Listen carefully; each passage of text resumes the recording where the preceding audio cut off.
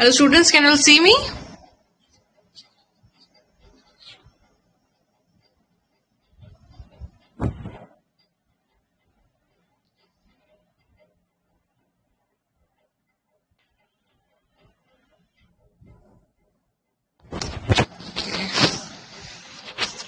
Couple of people who are joining in. Set the camera.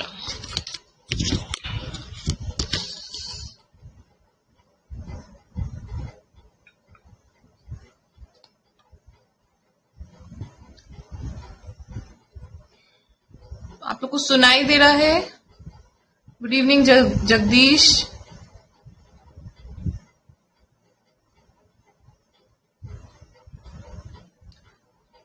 चलो,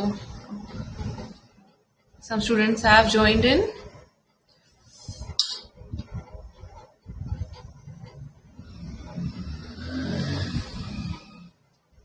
Good evening Riya. Good evening Purva. Good evening Ashwini. चलो, let's start with the session right away. Students, आप सभी लोग prelims में appear हो रहे हो. आज है 16 तारीख.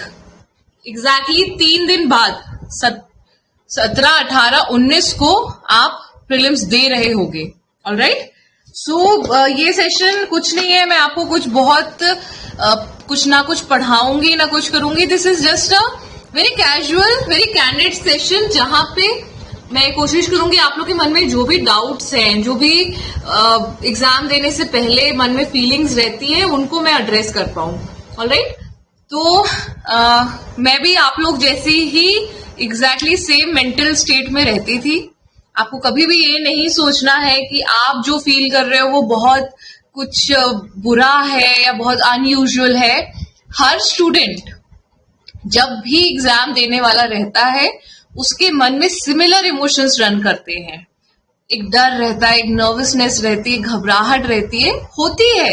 ये कुछ अनयूजुअल नहीं है, तो इसके लिए डरने की जरूरत नहीं है कि ओ माय गॉड मेरे ही साथ ऐसा हो रहा है या कुछ हो रहा है. ऑलराइट. तो मतलब अब जो 2 दिन बचे हैं हमारे पास, इसमें आपको negative thoughts, negativity, anxiety, nervousness, इन चीजों को आपको थोड़ा सा कंट्रोल में रखना पड़ेगा. हमें, है ना, हमें ओवर थिंकिंग नहीं करनी है किसी भी चीज में.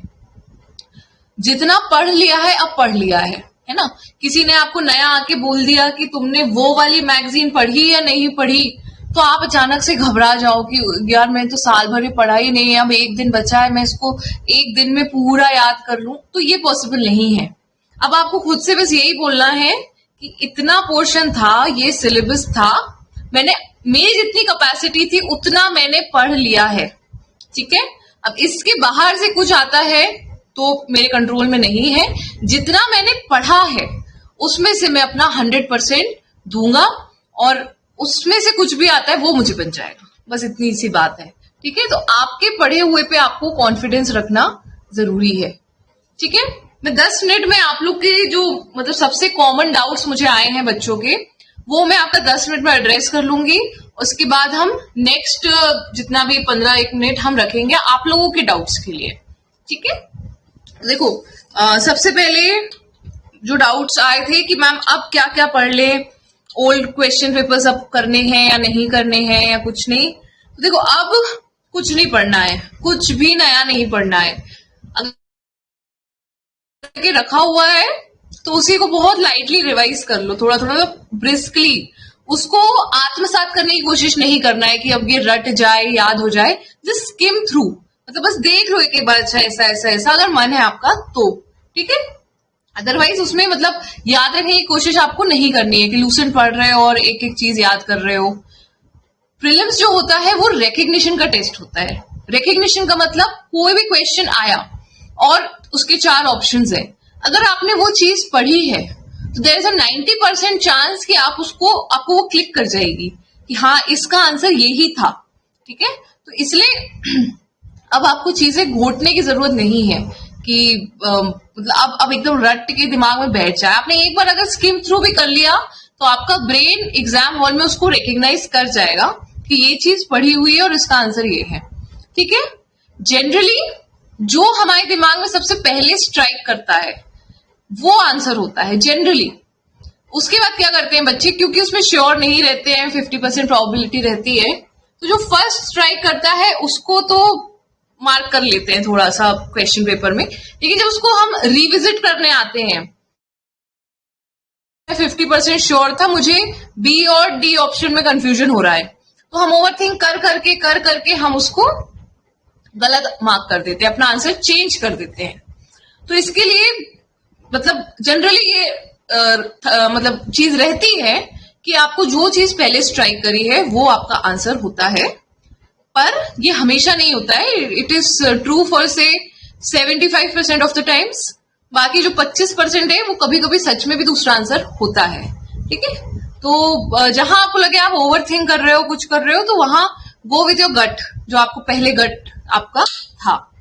जैसे कि जब मैंने 2016 का या 2017 का प्री दिया था, तब एक क्वेश्चन आया था कि रानी दुर्गावती इनमें से कहाँ की रानी थी, तो उसमें एक ऑप्शन था गढ़ और एक था मंडला, ऐसा कुछ था, मतलब मुझे अभी एग्जैक्टली याद नहीं आ रहा है। तो मुझे ऑब्वियसली पता था ये गढ़ मतलब उसकी रानी थी। फिर मैंने सोच के नहीं, उनका एम्पायर तो मंडला तक जाता था, और आई थिंक एक ऑप्शन गोंडवाना भी था, मतलब मुझे एग्जैक्टली याद नहीं है। तो जो सही आंसर था उसको मैंने स्टार्टिंग में, हाँ इसका आंसर ये होना चाहिए, पर इसको सेकंड राउंड में देखेंगे। और फिर सोच के गोंड रानी थी, उनका मंडला तक जाता था, मतलब वो उनका सेंटर वहां पे था, तो ये होना चाहिए, और मैंने गलत मार्क कर दिया। राइट, तो ऐसा सभी के साथ होता है।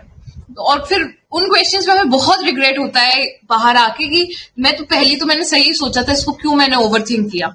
ऑलराइट, तो ओवरथिंकिंग से बचना है हमें। You should go with your gut, जो चीज पहले आई है।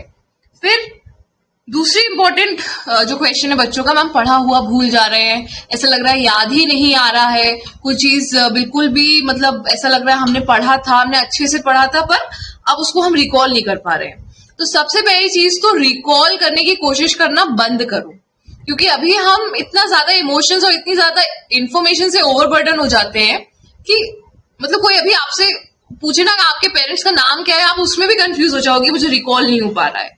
तो जो चीज है मतलब अभी पढ़ी है हाल ही में, करंट अफेयर्स वगैरह, वो सब कैसे याद आएगा अचानक से। लेकिन जब आपको एग्जाम हॉल में पूछा जाएगा और आपने जब पढ़ा था तब सीरियसली पढ़ा था, तो आपको वो याद आ जाएगा।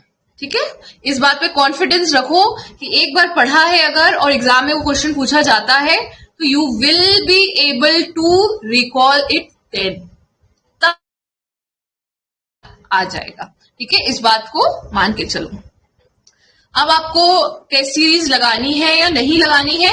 अब आपको टेस्ट सीरीज बिल्कुल नहीं लगानी है, टेस्ट सीरीज देना अब बंद करना है आपको। अगर कोई पुराने टेस्ट दिए हुए हैं उनको एक सरसरी नजर मार सकते हो कि कौन से क्वेश्चन सही हुए थे, कौन से गलत हुए थे, है ना, एक रिवीजन हो जाए। अदरवाइज नया टेस्ट तो बिल्कुल भी नहीं लगाना है, क्योंकि अच्छे मार्क्स आ जाए तो आपको लगेगा कि I am the king of the world, और बुरे मार्क्स आएंगे तो आपको लगेगा I am a useless person.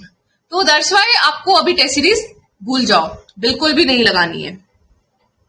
Next है जो सबसे ज्यादा कॉमन डाउट है, मैम बहुत ज्यादा स्ट्रेस हो रहा है, बहुत ज्यादा टेंशन हो रहा है, बहुत कंफ्यूजन हो रहा है, बिल्कुल कॉन्फिडेंस नहीं आ रहा है, हमने पूरा नहीं पढ़ा है, सिलेबस थोड़ा सा बच गया है। तो देखो, स्ट्रेस, टेंशन, कंफ्यूजन एक नॉर्मल फेज है, मुझे भी होता था, मतलब हर किसी को होता है, जिसने भी एग्जाम लिखा है, जिसने भी एग्जाम क्लियर किया है।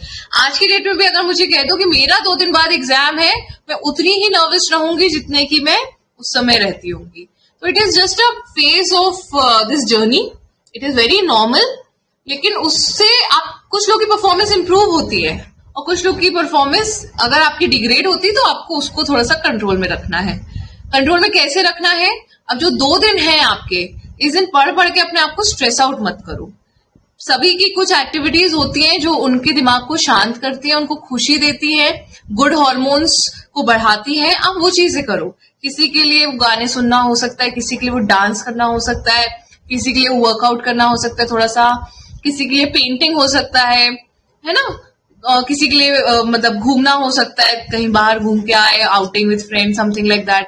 तो आप ऐसा करो, अपने माइंड को जब तक आप उस ढर्रे से निकालोगे नहीं, उस फ्रेमवर्क से कि ये बहुत स्ट्रेसफुल एनवायरनमेंट है, ये बहुत इंपॉर्टेंट एग्जाम है, ये बहुत डेंजरस एग्जाम है, तब तक आपका माइंड रिलैक्स नहीं कर पाएगा।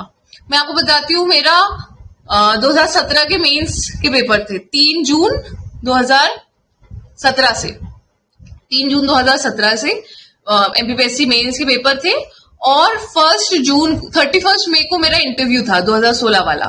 तो 31 मई को या 1 जून को ही सुबह मैं इंदौर से आई थी जबलपुर वापस इंटरव्यू दे के, और 1 जून को मैं अपने फ्रेंड्स के साथ जबलपुर में एक मेला टाइप का लगता है, सभी शहरों में लगता होगा, वो जहाँ झूले वूले आते हैं ना, ड्रीम लैंड बोलते थे उसको, तो मैं अपने फ्रेंड्स के साथ वहां पे गई थी, ठीक है। And it relax my mind, मुझे मजा आई। मैं ये दिमाग में नहीं थी चीजें कि एक दिन बाद ही मेंस है, तो वो चीजें थोड़ा सा रिलैक्स कर देती है माइंड को। आपके मतलब आप अपने दिमाग को स्पेस से बाहर निकाल लेते हो कि कुछ बहुत ही खतरनाक और स्ट्रेसफुल करने जा रहे हैं, राइट। तो थोड़ा सा आप 1-2 दिन ना अपना माइंड को रिलैक्स करो। मतलब हो गई ना पढ़ाई, साल भर से कर रहे हैं हम, हो गई पढ़ाई, अब एक ऐसा अनयूजुअल तो नहीं डाल देंगे दिमाग के अंदर जो अभी तक नहीं पढ़ा है ना। तो अब जो था है, मैंने अपना बेस्ट दे दिया है, अब जो पेपर में आएगा उसको देखा जाएगा। इस एटीट्यूड को अब हमें एक दिन रखना है। ऑलराइट। दूसरा, अगर आपको ये लग रहा है कि मैंने पूरा सिलेबस कंप्लीट नहीं किया है, तो नंबर 1, अब एक दिन में आप बचा हुआ पूरा सिलेबस नहीं कर सकते हो, और नंबर 2, सब कुछ करने के बाद भी आपको लगेगा कुछ ना कुछ छूट गया है, ठीक है। तो ये आप कितना ही पढ़ लोगे, आपके मन से कभी ये फीलिंग नहीं जाएगी कि कंप्लीट सिलेबस पढ़ लिया है। तो इसलिए अब जितना पढ़ लिया है हो गया है, बस इसको मानना है आपको। ऑलराइट। नेक्स्ट डाउट रहता है, मैम बहुत डर लग रहा है, ऐसा लग रहा है कि पता नहीं सिलेक्शन होगा या नहीं होगा, क्या होगा। तो मुझे ये बताओ स्टूडेंट्स, क्या ये आपके हाथ में है आपका होगा या नहीं होगा? नहीं। आपके हाथ में क्या है? आपकी प्रेपरेशन। आपकी प्रेपरेशन आपने कर ली है, हाँ, आपने ऑनेस्टली जितना पॉसिबल था आपकी कैपेबिलिटी के अनुसार कर लिया है। हम सिर्फ उतना कंट्रोल कर सकते हैं जितना हमारे खुद के हाथ में है। सिलेक्ट होना नहीं होना, टॉप करना नहीं करना, क्या जॉब मिलना नहीं मिलना, ये सब हमारे कंट्रोल के बियॉन्ड है। हमारे कंट्रोल में सिर्फ और सिर्फ हमारे एफर्ट्स, हमारी मेहनत, हमारा प्रेजेंस ऑफ माइंड होता है, ठीक है। तो आपके हाथ में जो चीजें थी आप उतना कर चुके हो, और 2 दिन बाद एग्जाम के दिन उतना करोगे। सिलेक्ट होना नहीं होना ये क्योंकि आपके कंट्रोल में नहीं है, आपको बिल्कुल इस पे स्ट्रेस आउट नहीं करना चाहिए। जस्ट लीव इट ना, मतलब सोच सोच के क्या करोगे आप कि सिलेक्शन होगा या नहीं होगा, क्या इसका कोई रिजल्ट है, क्या इसका कोई आउटपुट है कंस्ट्रक्टिव? नहीं। सिर्फ आप सोच के अपने माइंड को और स्ट्रेस्ड आउट करोगे और उसको प्रेशराइज करोगे। तो बिल्कुल भी ये नहीं सोचना है क्या होगा क्या नहीं होगा, सिर्फ इतना सोचना है मेरे हाथ में जो है मैं अपना बेस्ट दूंगा, बस इतना सोचना है। ऑलराइट। फिर आते हुए क्वेश्चंस मैम गलत हो जाते हैं, ऐसा लगता है सही है और पर उस समय याद नहीं आता, और अचानक स्ट्रेस में और कंफ्यूजन में, घबराहट में गलती से हम मार कर देते हैं। तो इसके लिए आप ये कर सकते हो, हर 10 क्वेश्चंस के बाद थोड़ा सा अपने मन को काम करने के लिए आप ब्रीदिंग एक्सरसाइज कर सकते हो। ब्रीदिंग एक्सरसाइज ऐसे कि नाक से आपको इनहेल करना है, 4-7-8 मेथड ऑफ ब्रीदिंग होता है, या कुछ लोग उसको 4-4-4 भी करते हैं।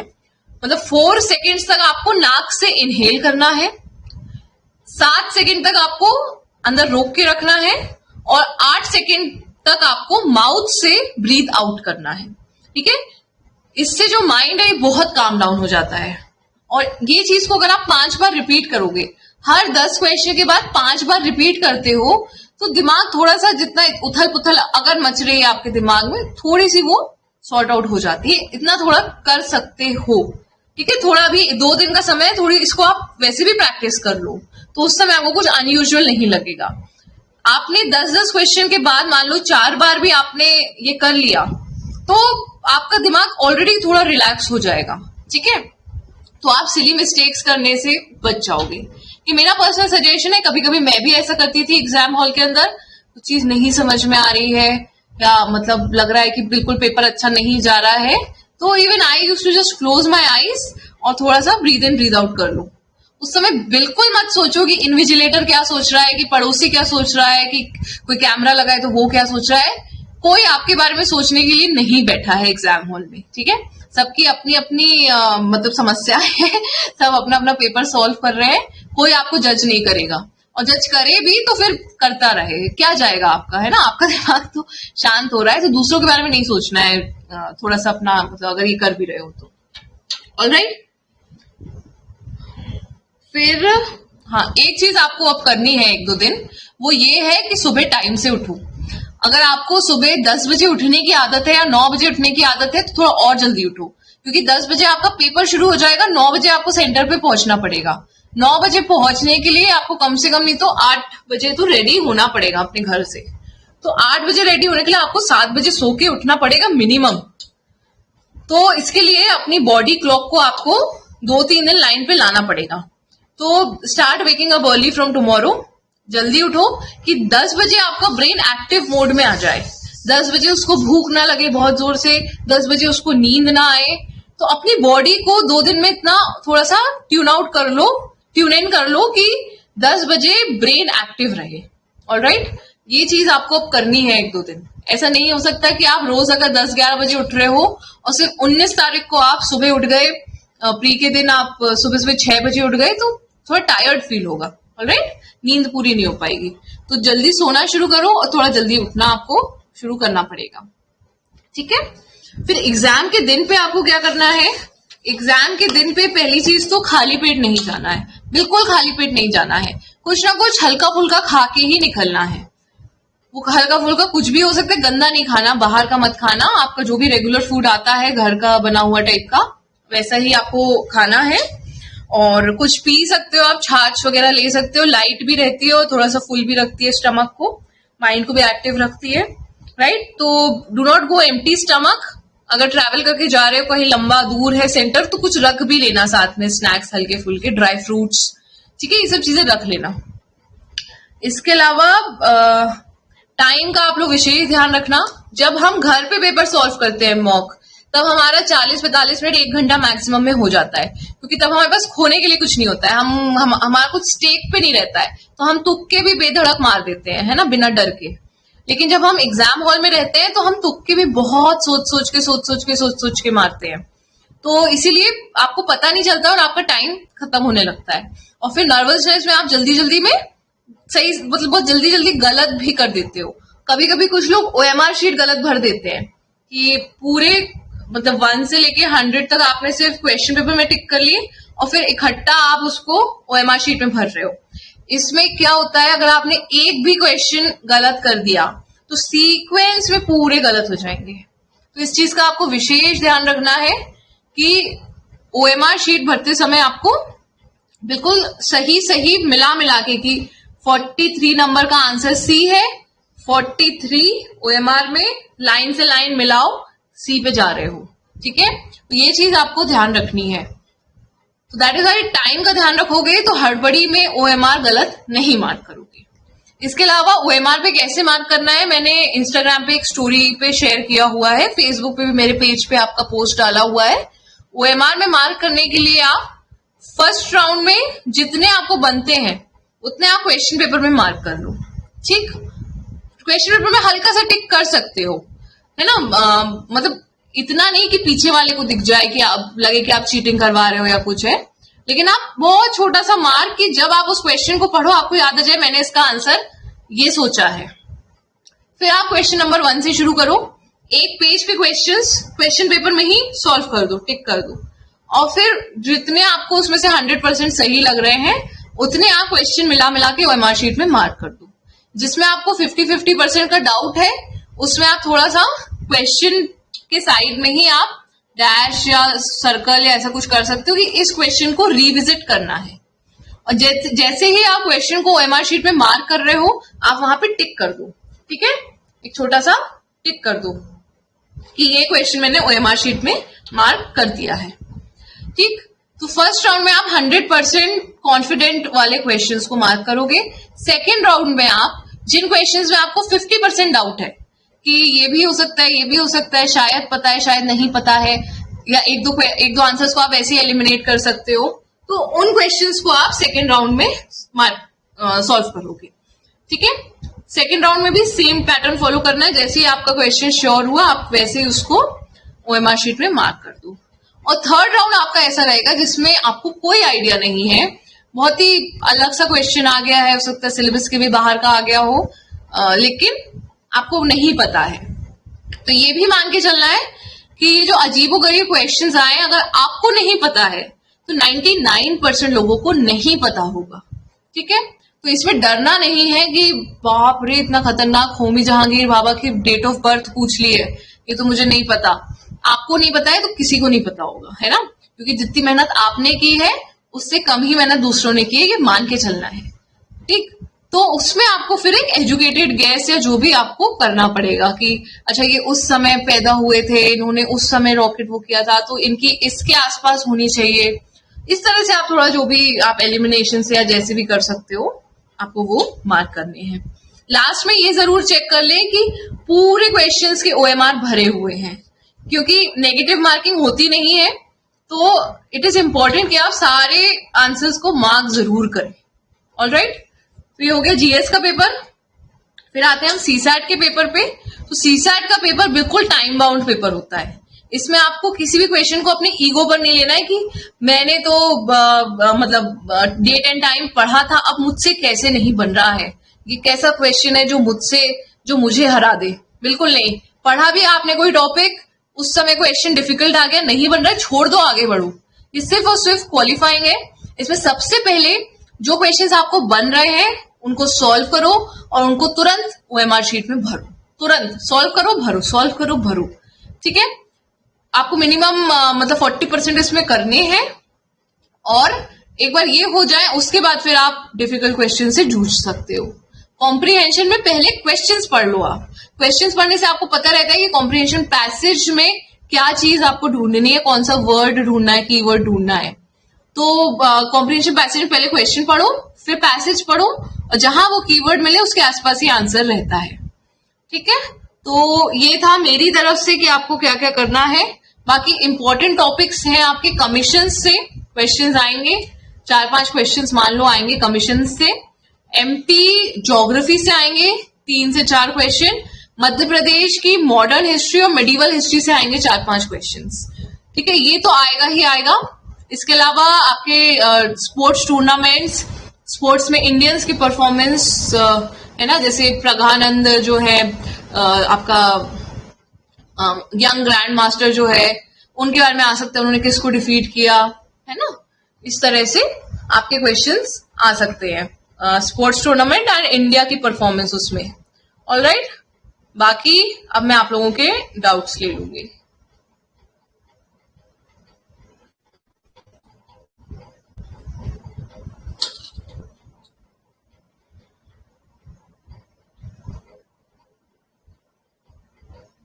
रिया, दो दिन में आप कोई बहुत ज्यादा सब्जेक्ट मत पढ़ो।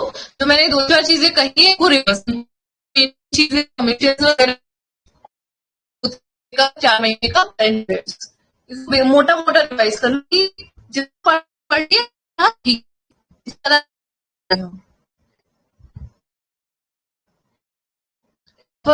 है।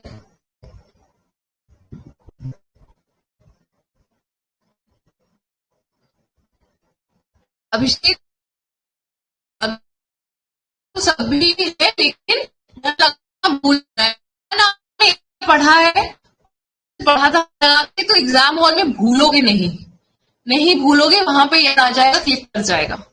बस ओवर थिंकिंग मत करना।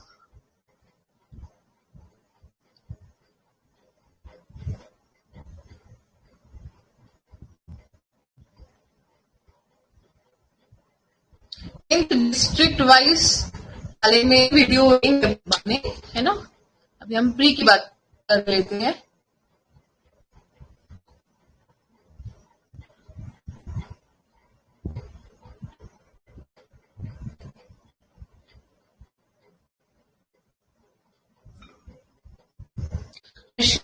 मैम जो क्वेश्चंस बिल्कुल नहीं बताए, तो ऐसे बिल्कुल सही नहीं हो रहे, कुछ भी तो है तो नहीं पता है, अगर हम जनरली देखें चीजें और वर्ड उस पर हमें प्रेजेंस ऑफ करना पड़ता है, क्वेश्चन पर फ्लू है आपका लॉजिक, बाकी चीजें बाकी नहीं दिमाग